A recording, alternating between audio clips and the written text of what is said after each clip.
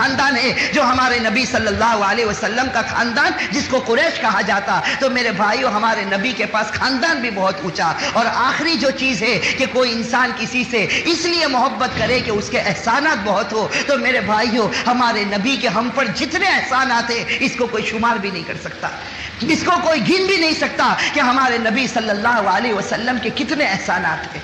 ہمارے نبی صلی اللہ علیہ وسلم کے اتنے احسانات میرے بھائیوں ہمارے اوپر ہے. ایک روایت سے اس کا انداز ہوگا.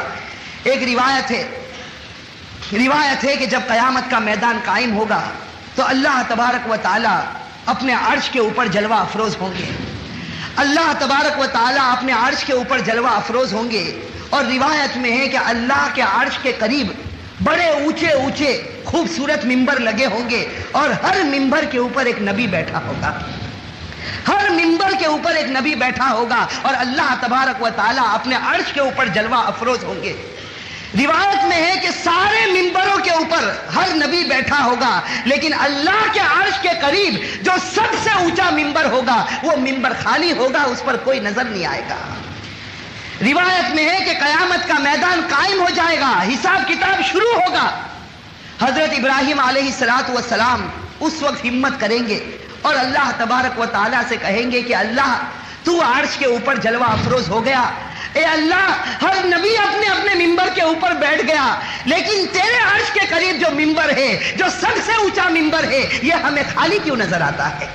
اس وقت اللہ تبارک و تعالیٰ کہیں گے اے ابراہیم تجھے نہیں معلوم یہ میرے آخری نبی محمد الرسول اللہ صلی اللہ علیہ وسلم کا ممبر ہے, یہ میرے آخری نبی محمد الرسول اللہ صلی اللہ علیہ وسلم کا ممبر ہے. اس وقت حضرت ابراہیم پوچھیں گے کہ تیرے آخری نبی نظر کیوں نہیں آتے؟ اللہ تعالیٰ کہیں گے اس نبی نے مجھ سے وعدہ کیا ہے کہ جب تک میرا ہر امتی جنت میں نہیں جائے گا وہاں تک میں چین اور سکون کے ساتھ ممبر پر نہیں بیٹھوں گا. میرے بھائیو سوچو ہمارے نبی صلی اللہ علیہ وسلم کے ہمارے اوپر احسانات, سوچو اتنے احسان ہیں میرے بھائیو ہمارے نبی صلی اللہ علیہ وسلم کے کہ ان احسان کو کوئی شمار نہیں کر سکتا. ہمارے نبی صلی اللہ علیہ وسلم نے ہمارے ساتھ میں بہت محبتیں کی, وہ ہمارے واسطے بہت روئے. میرے بھائیو وہ راتوں کو ہمارے واسطے بہت تڑپے. بخاری شریف کی روایت ہے, بخاری شریف کی روایت ہے, حضرت ابو طلحہ رضی اللہ تعالی عنہ فرماتے ہیں کہ جس وقت صحابہ کرام خندق کھود رہے تھے, حضرت ابو طلحہ رضی اللہ تعالی عنہ فرماتے ہیں کہ جس وقت صحابہ کرام خندق کھود رہے تھے ہر صحابی کو بھوک لگی تھی, ہر صحابی بے چین تھا. کئی دن ہو گئے کسی صحابی کو کھانے کو کچھ ملا نہیں تھا. حضرت ابو طلحہ فرماتے شکونا الی رسول اللہ صلی اللہ علیہ وسلم الجوع, ہم نے ہمارے نبی کو آ کر شکایت کی کہ اللہ کے رسول ہم بھوکے ہیں, اللہ کے رسول کئی دن ہو گئے ہمیں کھانا نہیں ملا. حضرت ابو طلحہ فرماتے ہیں ورفعنا عن بطون عن حجر, ابو طلحہ فرماتے ہیں کہ ہم سب صحابی آتے ہمارے نبی کو بھوک کی شکایت کرتے, اور جب ہم نبی کو دیکھتے کہ نبی کوئی جواب نہیں دیتے, صحابہ کرام فرماتے ہم اپنی پیٹ سے چادر کو اٹھاتے تو ہم سب صحابہ کے پیٹ پر ایک ایک پتھر بندھے ہوئے تھے. ہم سب صحابہ کے پیٹ پر ایک ایک پتھر بندھے ہوئے تھے. حضرت ابو طلحہ رضی اللہ تعالی عنہ فرماتے قربان جائے ہمارے آقا سرکار دو عالم صلی اللہ علیہ وسلم پر, ہمارے نبی نے ہر صحابی کی شکایت کو سنا, ہر صحابی کے پیٹ پر ایک ایک پتھر کو دیکھا, ہمارے نبی نے کوئی جواب نہیں دیا, اپنا چہرہ جھکا دیا, اپنی گردن جھکا دی, اور ہمارے نبی نے اپنی چادر مبارک جب اپنے پیٹ سے اٹھائی ہے, ابو طلحہ فرماتے وہاں پیٹ پر دو پتھر بندھے ہوئے تھے. میرے بھائیو یہ ہمارے نبی کی محبت تھی, یہ ہمارے نبی کی تڑپ تھی. میرے بھائیو ایک روایت بتاؤ جس سے ہر مسلمان کا دل کانپنے لگتا ہے کہ مسجد نبوی کے کنارے پر ہمارے نبی صلی اللہ علیہ وسلم ایک دیوار کا ٹیک لگائے بیٹھے ہیں, آنکھوں سے آنسو جاری ہے. حضرت ابو ہریرہ رضی اللہ تعالی عنہ پہنچتے ہیں, پوچھتے ہیں ما یبکی کا یا رسول اللہ, اللہ کے رسول آپ کو رونا کیوں آتا, اللہ کے رسول آپ کیوں رو رہے ہیں؟ اللہ کے رسول دھاڑے مار کر روتے اور کہتے ابو ہریرہ میں کیوں نہ رو, ابھی جبرائیل میرے پاس آئے تھے اور آ کر مجھے کہا کہ اے میرے نبی آپ کی امت میں بہت سے لوگ ایسے ہوں گے جو کلمہ پڑھنے والے ہوں گے, لیکن گناہوں کی وجہ سے موت سے پہلے ان سے کلمے کی دولت چھین لی جائے گی. ہمارے نبی فرماتے مجھے رونا اس بات پر آتا ہے کہ اگر کوئی میرا امتی آیا اور اس سے کلمے کی دولت چھین لی گئی اور جہنم میں اس کے بارے میں فیصلہ ہوا تو یہ نبی کا دل اس کو کیسے برداشت کرے گا. میرے بھائیوں ہمارے نبی صلی اللہ علیہ وسلم جو اس امت کے واسطے ہمیشہ بے چین رہے، جو اس امت کے واسطے ہمیشہ تڑپے ہیں، جو اس امت کے واسطے ہمیشہ روئے ہیں، حضرت عائشہ رضی اللہ تعالی عنہا فرماتی ہے کہ ایک رات میری آنکھ کھلی، میں نے اپنی آنکھ کھول کر دیکھا تو نبی بستر پر نہیں تھے۔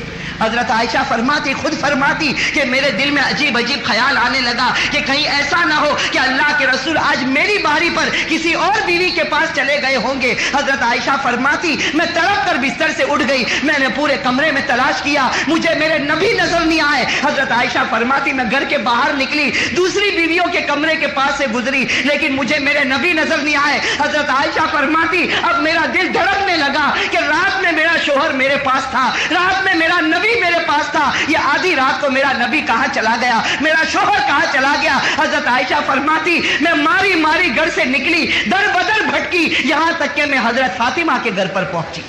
حضرت عائشہ فرماتی میں فاطمہ کے گھر پر پہنچی، میں نے آدھی رات کو دروازہ کھٹکھٹایا، فاطمہ بے چین ہو کر باہر نکلی، میں نے فاطمہ سے کہا کہ اے فاطمہ تیرے ابا مجھے مل نہیں رہے۔ حضرت فاطمہ دھاڑے مار کر رونے لگی، کہنے لگی آدھی رات کو میرا ابا کہاں چلے گئے۔ علی رضی اللہ تعالیٰ عنہ کو خبر ملی، باہر نکلے، بڑے اطمینان سے کہا کہ نبی ضرور بالضرور قبرستان کے اندر تشریف لے گئے ہوں گے، نبی قبرستان کے اندر تشریف لے گئے ہوں گے۔ حضرت علی آگے بڑھے، فاطمہ پیچھے ہو گئی۔ حضرت عائشہ فرماتی میں بھی پیچھے پیچھے چلی، ہم چلتے گئے یہاں تک کہ نبی صلی اللہ علیہ وسلم یہاں تک کہ فرماتے کہ ہم جنت البقیع جب قبرستان کے اندر داخل ہوئے تو حضرت عائشہ فرماتی ہمیں ایک نور کا سایہ نظر آیا۔ حضرت عائشہ فرماتی، حضرت فاطمہ فرماتی، حضرت علی فرماتے ہم قبرستان کے اندر داخل ہونا چاہتے، ہمیں دور ایک نور کا سایہ نظر آیا، ہم آگے بڑھے تو ہم نے دیکھا اس نور کے نیچے ہمارے نبی سجدے میں پڑے ہوئے ہیں، اس نور کے نیچے ہمارے نبی سجدے میں پڑے ہوئے۔ میرے بھائیو اب کان کھول کر سنو، یہ تینوں جب اندر داخل ہوتے ہیں تو آواز آتی ہے کہ ہمارے نبی رو رہے، تینوں جب قریب جاتے تو معلوم ہوتا کہ ہمارے نبی رو رہے، اور جس زمین پر ہمارے نبی نے سجدہ کیا تھا وہ زمین آنسوؤں سے بھر چکی تھی، وہ زمین آنسوؤں سے بھر چکی تھی۔ میرے بھائیوں حضرت فاطمہ رضی اللہ تعالی عنہا کے بارے میں آتا ہے کہ حضرت فاطمہ کا دل کانپنے لگا، اور کون سی بیٹی برداشت کرے گی جب اپنے باپ کو اس حال میں دیکھے گی کہ باپ زمین کے اوپر گرا پڑا ہے اور رو رہا ہے، اور اتنا روتا ہے کہ اس کے آنسو کی وجہ سے زمین بھر گئی۔ حضرت فاطمہ فرماتی ہے میں بار بار چاہتی تھی کہ نبی کو اٹھا لوں، سجدے میں سے میرے ابا کو اٹھاؤ، لیکن فاطمہ فرماتی خیال آتا تھا کہ کہیں نبی کی شان میں گستاخی نہ ہو جائے، یہ ایک طرف میرے باپ ہے تو دوسری طرف پوری امت کے نبی بھی تو ہے۔ حضرت فاطمہ فرماتی میرا دل کانپنے لگا۔ حضرت فاطمہ فرماتی میں جانتی ہوں کہ میرے دل میں خیال آیا کہ کہیں ایسا نہ ہو کہ تیرا ابا کا اسی حال میں انتقال ہو جائے، خیال آیا کہیں ایسا نہ ہو کہ تیرا ابا کا یہ رونا آخری رونا ہو۔ حضرت فاطمہ فرماتی خیال آنا تھا، میں آگے بڑھی اور میں نے اپنے دونوں ہاتھوں سے نبی کو اٹھا لیا۔ جب نبی اٹھے ہیں اور میرا چہرہ دیکھا تو کہا فاطمہ تو نے بہت جلدی کر لی، ورنہ صبح تک میں پوری امت کو معاف کروا دیتا۔ فاطمہ تو نے جلدی کر لی، ورنہ صبح ہونے تک پوری امت کی بخشش کروا دیتا۔ میرے بھائیو سوچو یہ نبی راتوں کو کیوں اٹھا، یہ راتوں کو ہمارے واسطے اتنا تڑپا، یہ راتوں کو ہمارے واسطے اتنا رویا۔ میرے بھائیو ہمارے نبی کا مقام تو اتنا اونچا ہے، اتنا اونچا ہے، ہم مسجد میں بیٹھے ہیں، یہ خدا کا گھر ہے۔ میرے بھائیو کان کھول کر سن لو، ہمارے نبی کا مقام تو اتنا اونچا کہ خدا کے بعد اگر اس روئے زمین پر کوئی سب سے بڑی ہستی جس کا تذکرہ کیا جاتا ہو تو وہ ہمارے آقا سرکار دو عالم صلی اللہ علیہ وسلم۔ میرے بھائیو یہی تو ہمارے نبی تھے جن کو اللہ نے عرش پر بلایا، جن کو اللہ نے عرش پر بلایا، اور جب اللہ تعالیٰ بالکل قریب ہو گئے، ہمارے نبی سامنے موجود ہے، اللہ رب العزت سامنے موجود ہے، اس وقت ہمارے نبی ایک سوال پوچھتے ہیں، اس وقت ہمارے نبی صلی اللہ علیہ وسلم اللہ تعالیٰ سے ایک سوال پوچھتے ہیں، اللہ تعالیٰ سے سوال پوچھتے ہیں سخرت البحر لموسیٰ علیہ الصلاۃ والسلام وسخرت النار لابراہیم وسخرت الحدید لداؤد وسخرت الریاح والشیاطین والجن لسلیمان فماذا جعلت لی یا رب۔ ہمارے نبی صلی اللہ علیہ وسلم عرش میں، میرے بھائیو سوچو کیسا منظر ہوگا، ایک طرف اللہ موجود، دوسری طرف نبی موجود، ایک طرف عاشق موجود، دوسری طرف معشوق موجود، ایک طرف محب موجود تو دوسری طرف اس کا حبیب موجود، دونوں کے دونوں موجود ہیں۔ اس وقت ہمارے نبی پوچھتے ہیں کہ اے اللہ تو نے دنیا میں نبیوں کو بہت کمالات دیے۔ ہمارے نبی کہہ رہے کہ اے اللہ تو نے دنیا میں ہر نبی کو کوئی نہ کوئی کمال دیا، تو نے سمندر کو حکم دیا کہ وہ موسیٰ کا غلام بن جائے، تو نے آگ کو حکم دیا کہ تو ابراہیم کا غلام بن جا، تو نے پہاڑوں کو حکم دیا کہ تو داؤد کا غلام بن جا، تو نے ہواؤں کو حکم دیا کہ تم سلیمان کے غلام بن جاؤ، تو اے اللہ تو بتا تو مجھے کیا دینے والا ہے؟ ہمارے نبی پوچھتے کہ تو نے سب نبی کو بڑی بڑی چیزیں دی، سمندر جس پر کسی کی حکومت نہیں چلتی لیکن موسیٰ نے اس پر بھی حکومت کی، آگ جس کے اندر جلانے کی طاقت ہے لیکن ابراہیم کی حکومت آتی ہے تو وہ آگ ان کے لیے باغ بن جاتی ہے، اور وہ پہاڑ جس کو دیکھ کر انسان کا دل دھڑکنے لگتا ہے، داؤد اس پہاڑ کو لے کر جہاں چاہتے چل پڑتے تھے، اور سلیمان علیہ السلام ہواؤں کو لیتے تھے، تخت لے کر اڑ جاتے تھے اور حکومت کرتے تھے، انسانوں پر کرتے، جنات پر کرتے۔ ہمارے نبی فرماتے اللہ تو نے سب کو کچھ نہ کچھ دیا، فماذا جعلت لی یا رب، اے اللہ اتنا بتا تو مجھے کیا دینے والا؟ ہمارے نبی پوچھتے اللہ تو بتا تو مجھے کیا دینے والا؟ میرے بھائیو سوچو وہ اللہ کی پیاری آواز آتی ہے، اللہ کی پیاری صدا آتی ہے، یا حبیبی اولیس قد آتیتک من افضل کل ذالک، اللہ کی آواز آتی اے میرے محبوب کیا مانگتا ہے؟ میں نے تجھے جو دولت دی ہے کسی کو نہیں دی ہے، میں نے تجھے جو انعام دیا وہ کسی کو نہیں دیا۔ تو ہمارے نبی پوچھتے کہ اللہ بتا دے کیا انعام دینے والا؟ اللہ فرماتے ہیں اللہ ذکرتا الا ذکرتو، اے نبی یاد رکھ لے قیامت تک جہاں میرا نام لیا جائے گا میرے ساتھ میں تیرا بھی نام لیا جائے گا۔ اور میرے بھائیو یہ کیسی بڑی دولت اللہ تعالیٰ نے ہمارے نبی صلی اللہ علیہ وسلم کو دے دی کہ قیامت تک جہاں خدا کا نام لیا جائے گا وہاں ساتھ میں ہمارے نبی صلی اللہ علیہ وسلم کا بھی نام لیا جاتا۔ اسی لیے میرے بھائیو ہم نے دیکھا ایک معصوم بچہ جب توتلی زبان میں کلمہ پڑھتا تو لا الہ الا اللہ پر کبھی نہیں رکتا جب تک محمد الرسول اللہ نہیں کہہ دیتا۔ میرے بھائیو اذان دینے والا نہ جانے کتنی مرتبہ اپنی آواز نکالتا لیکن اشہد ان لا الہ الا اللہ کہہ کر اس کی اذان پوری نہیں ہوتی جب تک اشہد ان محمد الرسول اللہ نہ کہتے۔ قرآن کریم نے کہہ دیا ورفعنا عنک ذکرک کہ اے نبی تیرے تذکرے کو ہم پوری دنیا کے اندر پھیلا دیں گے۔ میرے بھائیوں ہمارے نبی صلی اللہ علیہ وسلم کا ایک طرف دیکھو تو اتنا اونچا مقام ہے، ایک طرف اتنا اونچا مقام ہے کہ جہاں خدا کا نام لیا جائے وہاں ہمارے نبی کا بھی نام لیا جائے، اور دوسری طرف اسی نبی کا حال یہ ہے کہ طائف میں جاتا ہے تو امت کے واسطے اپنے پاؤں کو خون سے بھر دیتا ہے۔ یہی نبی جس کا تذکرہ عرش میں ہوتا ہے یہ نبی جب احد میں جاتا ہے تو اس کا منہ خون سے بھر جاتا ہے۔ اور میرے بھائیوں اس وقت کو یاد کرو جب احد کے اندر ہمارے نبی کے منہ میں مار لگتی ہے اور ہمارے نبی کے منہ سے خون نکلنے لگتا ہے، اس وقت صحابہ کرام کا بدن کانپنے لگتا، ہر صحابی ڈر جاتا ہے کہ آج نبی کے چہرے سے خون نکلا ہے، آج نبی کا چہرہ خون آلود ہوا ہے۔ ہر صحابی ڈرتا ہے کہ نبی ہاتھ اٹھائیں گے بد دعا کریں گے پوری امت تباہ اور برباد ہو جائے گی۔ سارے صحابہ پریشان ہیں لیکن روایت میں آتا ہے کہ ہمارے نبی کے منہ سے خون نکلتا اور ہمارے نبی دونوں ہاتھ آسمان کی طرف اٹھاتے، صحابہ فرماتے ہیں کہ ہمیں ڈر لگتا ہے کہ کہیں یہ نبی بد دعا نہ کرے، لیکن صحابہ فرماتے کیسا پیارا نبی ہمیں ملا تھا، ہاتھوں کو اٹھا کر کہتا ہے کہ اللہ میرے سے کوئی قصور ہوا ہوگا جس کی سزا تو نے مجھے دی ہے۔ آگے نبی فرماتا اے اللہ آج تو نے میرے چہرے کو خون سے بھر دیا لیکن یہ میری امت نادان ہے، اگر اس خون کے بدلے بھی اگر امت کو ہدایت ملتی ہے تو سودا سستا۔ بھائیو سوچو تھوڑی دیر کے لیے سوچو، وہ آقا وہ نبی ہم سے اتنی محبت کر گیا، وہ آقا وہ نبی ہم سے اتنی محبت کر گیا، اور میرے جوانوں بتاؤ کہ ہم نے اس نبی سے کتنی محبت کی۔ میرے بھائیو وہ صحابہ کرام کی زندگی کو اٹھا کر دیکھو، وہ کیسے صحابہ کرام تھے کہ نبی کا ایک حکم سامنے آتا کسی صحابی کی مجال نہیں ہوتی کہ میرے نبی کا فرمان آ جائے پھر میں پیچھے ہٹوں۔ میرے بھائیو ایک صحابی کا واقعہ آپ کو بتاؤں، دل کانپنے لگتا ہے۔ ایک صحابی جن کا نام ہے حضرت عبداللہ رضی اللہ تعالی عنہ، روایت کے اندر ہے کہ یہ وہ صحابی ہے جن کے اندر شراب پینے کی عادت تھی، زمانے جاہلیت سے شراب پیتے تھے اور شراب کی حرمت آ گئی، شراب حرام ہو گئی، لیکن حضرت عبداللہ رضی اللہ تعالیٰ عنہ کا حال یہ تھا کہ کبھی کبھی شراب پی لیتے تھے اور اس کے بعد پھر شرمندہ ہو جاتے. ہمارے نبی صلی اللہ علیہ وسلم جو سزا ہوتی وہ سزا بھی دیتے اور پھر اس کے بعد شرمندہ ہوتے اور ہمارے نبی صلی اللہ علیہ وسلم سے آ کر پیار اور محبت کی باتیں کرتے. میرے بھائیوں، حضرت عبداللہ رضی اللہ تعالیٰ عنہ جن کا لقب ہمارے نبی صلی اللہ علیہ وسلم نے حمار دیا تھا اور بڑے ہنسنے ہنسانے والے صحابی میں تھے. روایت کے اندر آتا کہ جب یہ مجلس میں آتے تو ہمارے نبی کے سامنے ایسی باتیں کرتے کہ ہمارے نبی مسکرانے لگتے، ہمارے نبی ہنسنے لگتے اور ہمارے نبی بھی ان سے محبت کی باتیں کرتے. حضرت ابو موسیٰ اشعری رضی اللہ تعالیٰ عنہ فرماتے ایک مرتبہ میں میرے نبی کے ساتھ گزر رہا تھا، اچانک میرے نبی ہنس پڑے. حضرت ابو موسیٰ فرماتے ہیں کہ میں نے پوچھا کہ اے نبی تمہیں ہنسنا کیوں آیا؟ کہا کہ مجھے میرے عبداللہ کی بات یاد آ گئی تو مجھے ہنسنا آ گیا. مجھے عبداللہ کی بات یاد آ گئی، مجھے ہنسنا آ گیا. میرے بھائیوں کیسے پیارے صحابی ہوں گے. روایت کے اندر ہے کہ ایک مرتبہ انہوں نے شراب پی لی.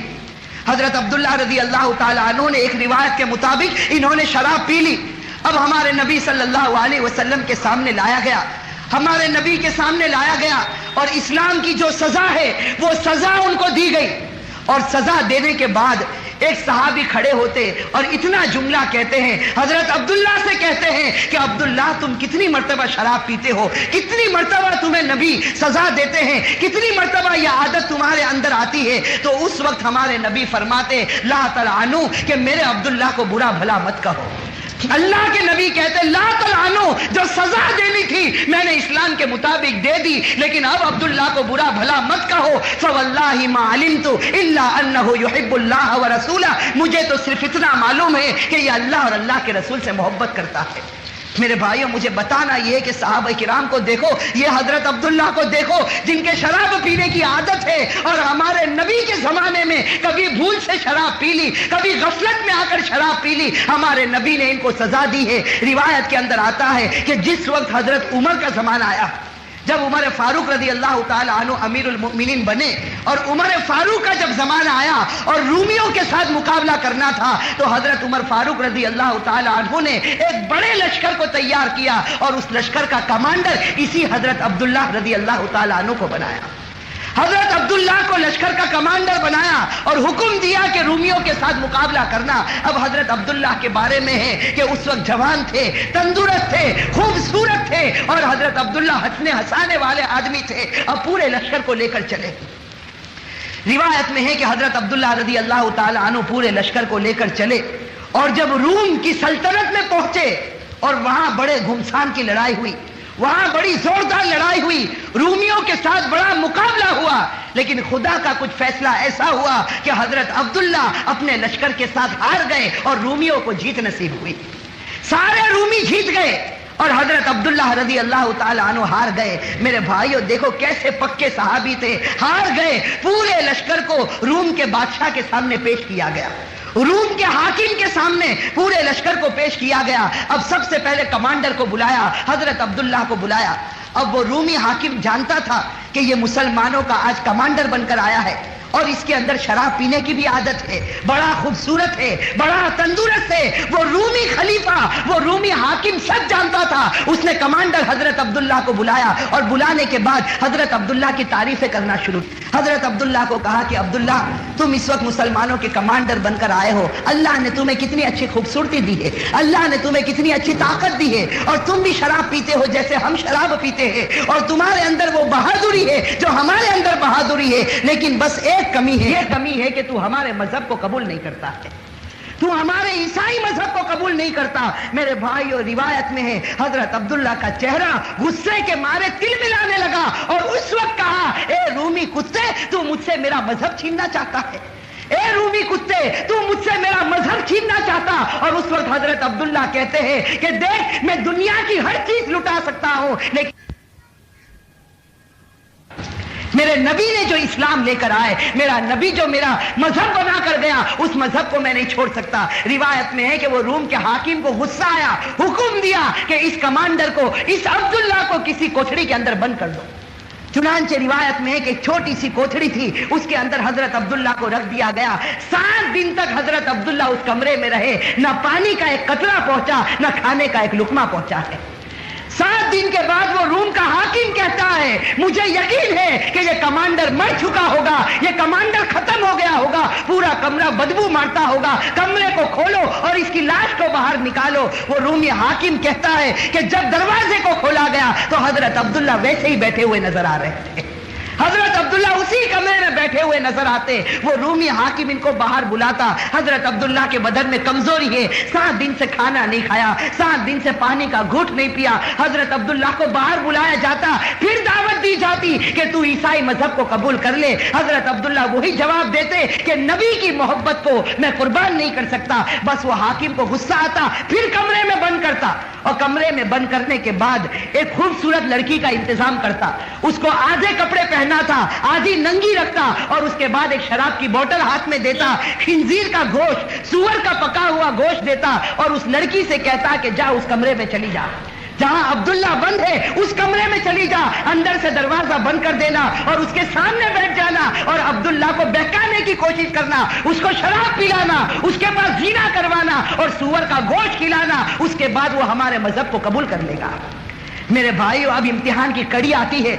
یہ صحابی تھے جن کے اندر پہلے شراب پینے کی عادت تھی، لیکن آج نبی کی محبت کا سودا تھا، آج اپنے ایمان کا امتحان تھا۔ روایت میں ہے کہ وہ لڑکی اندر داخل ہوتی ہے، حضرت عبداللہ رضی اللہ تعالیٰ عنہ کو جب معلوم ہوتا کہ یہ لڑکی کمرے میں داخل ہوئی جس نے پورے کپڑے بھی نہیں پہنے، حضرت عبداللہ اپنی گردن کو جھکا دیتے، حضرت عبداللہ اپنی گردن کو جھکا دیتے۔ روایت میں ہے کہ 3 دن تک وہ لڑکی اسی طرح بیٹھی رہی۔ 3 دن کے بعد اس لڑکی نے دروازے کو کھولا اور باہر نکل کر کہا انہ لحجر، کہ اے حاکم تو نے مجھے جس کے پاس بھیجا وہ انسان نہیں، وہ تو کوئی پتھر کی مورتی معلوم ہوتی ہے، وہ کوئی پتھر کی مورتی معلوم ہوتی ہے کہ جب سے میں گئی ہوں اس نے چہرے کو نیچے کیا ہے تو اس نے اپنی گردن نہیں اٹھائی۔ اور پھر وہ لڑکی بڑا پیارا جملہ کہتی ہے، وہ لڑکی اس حاکم وقت سے کہتی ہے کہ جس پر یہ ایمان لایا میں نہیں جانتی وہ کون ہے، لیکن بڑا پکا ہے جس نے اس کی تربیت کی ہے تو اسی ذات پر میں بھی ایمان کو قبول کر لیتی ہوں۔ میرے بھائی، اور روایت کے اندر ہے وہ حاکم وقت کو غصہ آتا، دل ملا جاتا، حضرت عبداللہ کو باہر بلاتا۔ حضرت عبداللہ بڑے وقار کے ساتھ لیکن بدن میں تھوڑی کمزوری ہے، نکل کر حاکم وقت کے سامنے کھڑے ہوتے۔ وہ حاکم وقت اپنے درباریوں کو حکم دیتا کہ میرے سامنے دیگ میں تیل کو جلایا جائے اور تیل کو جوش مارا جائے۔ جب تیل جوش مارنے لگتا ان کے لشکر میں سے ایک صحابی کو لایا جاتا اور ان کو اس آگ میں ڈال دیا جاتا، تھوڑی دیر میں وہ جل کر بھون ہو جاتے، جل کر خاک ہو جاتے۔ تو اس وقت وہ حاکم وقت کہتا ہے کہ عبداللہ تیرے ایک ساتھی کو تو ہم نے تیل میں پکا دیا، اگر تو میری بات نہیں مانے گا تو میں بھی تجھے تیل میں پکا دوں گا۔ میرے بھائیو، قربان جائے حضرت عبداللہ پر رونے لگتے، آنکھوں سے آنسو جاری ہوتے۔ وہ روم کا حاکم کہتا یہ پہلی مرتبہ میں نے عبداللہ کی آنکھ میں آنسو دیکھے۔ حضرت عبداللہ کی آنکھوں سے آنسو جاری ہوتے۔ وہ روم کا حاکم سمجھتا کہ میرا معاملہ آسان ہو گیا، یہ رو پڑا، یہ ڈر گیا۔ وہ روم کا حاکم کہتا ہے معلوم ہوتا تم نرم ہو گئے، تم ڈر گئے۔ حضرت عبداللہ کہتے اس ذات کی قسم جس کے قبضے میں میری جان ہے، میں اس لیے نہیں روتا کہ تو مجھے تیل میں پکا دے گا۔ اے روم کا حاکم سن لے، میں اس لیے روتا ہوں کہ خدا نے مجھے ایک ہی جان دی ہے، اگر 100 جان دی ہوتی تو آج اسی کو میں قربان کر دیتا۔ میرے بھائی، اور روایت کے اندر ہے وہ روم کا حاکم سمجھ جاتا یہ بڑا پکا، یہ بڑا سچا ہے، حکم دیتا کہ تم واپس مدینے چلے جاؤ۔ حضرت عبداللہ اپنے لشکر کو لے کر جب واپس مدینے جاتے، عمر فاروق مدینے کی باؤنڈری پر کھڑے ہیں، حضرت عبداللہ دور سے نظر آتے، عمر فاروق کی آنکھوں سے آنسو جاری ہے، کہتے ہیں کہ اے عبداللہ مجھے تیرے نبی نے بتایا ہے کہ تیرا مقام مجھ سے بھی اونچا نظر آ رہا ہے۔ میرے بھائیو سوچو، ہمارے نبی صلی اللہ علیہ وسلم کے اشاروں پر یہ وہ صحابہ تھے جو اپنے آپ کو قربان کرنے والے تھے۔ میرے بھائیو کاش کہ اللہ ایسا جذبہ ہم کو بھی نصیب کرے۔ میرے بھائیو یہ جو واقعات ہم نے سنے اور ہمارے نبی صلی اللہ علیہ وسلم کی زندگی کے بارے میں جو کچھ بھی ہم نے سنا، میرے بھائیو آج ہمارے جوانوں کا جو سب سے بڑا حق ہے، اور خاص کر کے آج کے ماحول میں میرے بھائیوں اور میرے جوانوں، دیکھو بیانات تو ہم نے بہت سنے، تقریریں ہم نے بہت سنی، اماموں کی باتیں ہم نے بہت سنی، لیکن میرے بھائیوں یہ سننا کب تک ہوگا؟ یہ سننا کب تک ہوگا؟ کیا ابھی تک میرے بھائیوں وہ وقت نہیں آیا کہ ہم ہمارے دل میں نبی کی سچی محبت پیدا کریں؟ ہم ہمارے نبی کی سچی محبت پیدا کریں۔ میرے بھائیو، وہ نبی جو ہمارے واسطے کبھی رویا ہو، وہ نبی جو کبھی ہمارے واسطے تڑپا ہو، وہ نبی جو ہمارے واسطے پیٹ پر پتھر باندھا ہو، وہ نبی جو ہمارے واسطے راتوں کو بلبلاتا ہو، جس کو نیند نہ آتی ہو، جس کو چین اور سکون نہ ملتا ہو، کیا اس کی شریعت پر اب تک ہم نہیں آئے؟ میرے بھائیو، افسوس کے ساتھ یہ کہنا پڑتا، بڑے افسوس کے ساتھ کہنا پڑتا کہ آج کا ہمارا جوان اتنی تیزی کے ساتھ ہمارے نبی کے طریقے کو چھوڑتا جاتا کہ تھوڑی دیر کے لیے اس کے چہرے کو دیکھتے ہوئے یہ پہچاننا مشکل ہو جاتا کہ یہ مسلمان کا بچہ ہے یا کافر کا بچہ ہے۔ میرے بھائیو، ایسا ہوا نہیں ہوا؟ آج اگر کہیں کسی ہمارے جوان کا ایکسیڈنٹ ہو جائے، اللہ نہ کرے، لیکن یہ فیصلہ کرنا بھی مشکل ہوتا ہے کہ کسی مسلمان کا ایکسیڈنٹ ہوا یا کسی کافر کا ایکسیڈنٹ ہوا۔ میرے بھائیو، اس کی وجہ کیا؟ اس کی وجہ یہ ہے کہ ہمارے نبی صلی اللہ علیہ وسلم نے تو ہمارے واسطے بڑی قربانیاں دی، ہمارے نبی صلی اللہ علیہ وسلم تو ہمارے واسطے سب کچھ کر گئے، لیکن میرے بھائیو، جیسے میں اکثر کہتا ہوں کہ ہم نے تو ایک ہاتھ سے تالی بجانا چاہا، اور میرے بھائیو ایک ہاتھ سے تالی بجتی؟ وہ نبی تو ہمارے واسطے تڑپے، وہ نبی ہمارے واسطے روئے، وہ نبی ہمارے واسطے گڑ گڑائے، اور ہمارا حال یہ ہے کہ جو نبی کا چہرہ، وہ چہرہ بھی ہمیں پسند نہ ہے۔ میرے بھائیو، ہمیں تو ہمارے نبی کا چہرہ بھی پسند نہیں آیا چہرہ پسند؟ میرے بھائیو، صحابہ کرام کا تو حال یہ تھا کہ نبی کا فرمان آتا اور صحابہ کرام سب کچھ قربان کر دیتے۔ آپ کو معلوم ہے صحابہ کرام رضوان اللہ تعالی علیہم اجمعین، ان کے دلوں کے اندر شراب کی بڑی محبت تھی۔ بھائی شراب کی محبت تھی اور شروع اسلام میں شراب پینا بھی جائز تھا، شروع اسلام میں شراب پینا جائز تھا۔ بڑے بڑے صحابہ کرام نے شراب پی، اونٹ کا گوشت بنایا جاتا، اس کے بعد شراب تقسیم ہوتی اور بڑے بڑے صحابہ کرام شراب پیتے۔ لیکن میرے بھائیو، آپ کو معلوم ہے کہ جب وہ آیت کریمہ اترتی ہے جس میں اللہ تبارک و تعالیٰ فرماتے ہیں یا ایھا الذین آمنوا انما الخمر والمیسر والانصاب والازلام رجس من عمل الشیطان فاجتنبوہ، جب یہ آیت کریمہ اترتی ہے کہ ایمان والو، یہ شراب حرام ہو چکی، یہ جوا کھیلنا حرام ہو چکا، یہ شیطانی کام ہے، یہ گندا کام ہے، یہ ناپاک کام ہے، اس سے بچو۔ میرے بھائیو، یہ آیت کریمہ کا اترنا تھا، اللہ کے رسول نے حضرت علی کو بلایا اور کہا کہ اے علی، مدینے کی گلی گلی میں اعلان کرو الا ان الخمر قد حرم، اعلان کرو کہ شراب حرام ہو چکی ہے۔ میرے بھائیو، روایت کے اندر ہے کہ وہ صحابہ جن کے دلوں کے اندر شراب کی محبت تھی، جو شراب کے دل دادا تھے، شراب کے بغیر ان کو چین نہیں آتا، شراب کے بغیر ان کو اطمینان نہیں ہوتا، لیکن حضرت علی کا اعلان ہوتا ہے کہ شراب حرام ہو چکی ہے، وہی صحابہ کرام سارے مٹکے کے مٹکے شراب کے توڑ دیتے ہیں۔ اور میرے بھائیو، پورے مدینے میں شراب بہ رہی ہے اور کوئی شراب کی طرف دیکھتا نہیں، اس لیے کہ شراب سے محبت ہے، لیکن شراب سے بڑھ کر نبی سے محبت ہے، شراب سے بڑھ کر خدا سے محبت ہے۔ اور میرے بھائیو، آج ہم لوگوں کا حال کیا ہے؟ آج ہم لوگوں کو سب کو یہ معلوم ہے، کوئی ایسا نہیں جس کو نہ معلوم ہو۔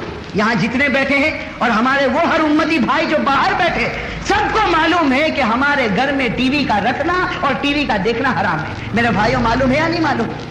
میرے بھائیو، معلوم ہے یا نہیں معلوم؟ آپ صورت والے تو بڑے خاموش نظر آتے، امام صاحب کیا بات ہے، سب بالکل خاموش نظر آتے۔ ارے بھائی، ٹی وی کا رکھنا حرام ہے یا نہیں؟ ٹی وی کا دیکھنا حرام ہے۔ وہ صحابہ کو جیسے آج ہم کو ٹی وی سے محبت ہے کہ جب تک ٹی وی کھلتا نہیں وہاں تک نیند نہیں آتی، وہ صحابہ کو شراب سے محبت تھی، جب تک شراب کا گھونٹ حلق میں نہ جاتا وہاں تک صحابہ کو نیند نہیں آتی، لیکن شراب سے محبت تھی، نبی کی محبت اس سے زیادہ تھی، لیکن آج نبی کی محبت کم، ٹی وی کی محبت زیادہ ہو گئی۔ میرے بھائیو، ہے کوئی مائکلال جو جا کر گھر میں ٹی وی کو توڑ دے؟ ہے کوئی مائکلال جو گھر میں، وہ صحابہ کرام نے تو شراب کے مٹکے توڑ دیے، لیکن یہاں تو سب سے پہلا معاملہ ہوگا کہ بھائی ہوم منسٹر سے اجازت لینی پڑے گی، پھر میرے جوان بچے ہو گئے، اگر میں ٹی وی نکالوں گا گھر میں تو میرے جوان بچے نہیں مانتے۔ بھائی یہی بات ہوتی نا، تو بازوں کو کہو کہ بھائی ٹی وی نکال لے، کہتا سب بات برابر ہے، ٹی وی حرام ہے، ہم سب جانتے ہیں، لیکن اب ٹی وی نکال لیں گے تو اڑوس پڑوس والے بھی مذاق اڑائیں گے کہ اس کے گھر میں ٹی وی بھی نہیں ہے، ہمارا ماحول خراب ہو جائے گا، ہماری ویلیو سماج میں گٹ جائے گی۔ میرے بھائیو، حضرت تھانوی علیہ رحمہ کے پاس ایک مسئلہ آیا تھا، حکیم الامت، بڑے درجے کے شخص ہیں جنہوں نے 1500 کتابیں لکھی۔ حضرت تھانوی علیہ رحمہ کے پاس ایک شخص آئے، دیکھو بڑا قیمتی مسئلہ ہے۔ حضرت حکیم الامت مولانا اشرف علی تھانوی رحمۃ اللہ علیہ کے پاس، اللہ ان کی قبر کو نور سے بھرے، ایک شخص آئے اور آ کر کہنے لگے کہ حضرت आपने एक मर्तबा दाढ़ी के ऊपर तकरीर की, उसके बाद मैंने चेहरे पर दाढ़ी रखी। वो साहब आकर कह रहे, देहात के रहने वाले, कहने लगे कि हजरत जी आपने जब से दाढ़ी के ऊपर तकरीर की मैंने दाढ़ी रखी, लेकिन दाढ़ी रखने के बाद एक अजीब व गरीब माहौल बन गया। घर जाता हूं तो घर वाले मजाक उड़ाते, पड़ोस में जाता हूं तो वो लोग मजाक उड़ाते, बाजार में जाता हूं बाजार वाले मजाक उड़ाते, और शहर में निकलता शहर वाले मजाक उड़ाते। मतलब है कि जो मिलता वो मेरी मजाक उड़ाता। अब वो बेचारे देहाती कहने लगे, हजरत आपके कहने पर दाढ़ी रखी थी, आप कहो तो अभी दाढ़ी निकाल लो, आप कहो तो अभी दाढ़ी निकाल लो। मेरे भाई हजरत थानवी आले रहमा हकीमुल उम्मत थे, कितना प्यारा जवाब दिया कि कहा कि ए शख्स, अगर तेरे घर वाले हंसते हंसने दे, अगर तेरे महल्ले वाले हंसते हंसने दे, अगर शहर वाले हंसते हंसने दे, जो तेरी दाढ़ी पर हंसता हंस लेने दे, इंशाअल्लाह कयामत के मैदान में तुझे रोना नहीं पड़ेगा। कयामत के मैदान में तुझे रोना नहीं पड़ेगा। अगर आज इनका हंसना देखेगा, कयामत में रोएगा, आंसू खत्म हो जाएंगे, खून के कतरे निकलेंगे, लेकिन उस वक्त कोई परवाह नहीं की जाएगी। मेरे भाई आज हम भी सोचे कि टीवी हमने घर में लाकर रखा, और वो भी बहुत कीमती, और वो भी कलरिंग टीवी, और साथ में वीडियो का मशीन, ये सब कुछ हमारे घर में। लेकिन मेरे भाइयों थोड़ी देर के लिए बताओ, अगर मौत का वक्त आ गया और हम मर गए, कब्र में पहुंच गए, हमारे ये रिश्तेदार जो टीवी देखते रहेंगे, कल कब्र में हमसे पूछा जाएगा कि तेरे माल से जो हराम काम हुआ था आज वो तेरे घर में होता है। मेरे भाइयों वो आज़ाब कब्र कैसे बर्दाश्त हो। सुबहान अल्लाह, माशा अल्लाह। दोस्तों कारी अहमद अली का बयान कैसा लगा? अच्छा लगा हो तो चैनल को करता सब्सक्राइब। दोस्तों अपना ख्याल रखना, मिलते हैं अगले बयान में। अस्सलाम वालेकुम।